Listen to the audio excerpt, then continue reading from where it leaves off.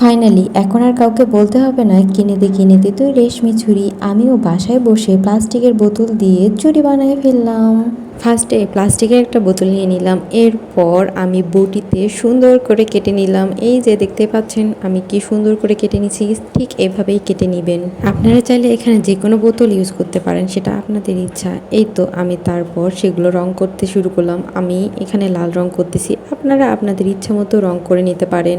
রং করা শেষ করে একটু শুকাতে দিব, আর শুকানোর পর ঠিক এমনটাই হবে, দেখতেই পাচ্ছেন আপনারা।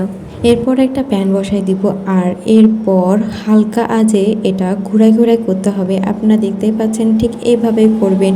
আর এই ভিডিওর সব থেকে গুরুত্বপূর্ণ পার্ট হলো এটাই, আর এটা সাবধানের সাথে করতে হবে। আপনারা ভুল করেও এটা বেশি আঁচে করতে যাবেন না, তাহলে কিন্তু বিপদ হতে পারে আর সবটা গলে যেতে পারে।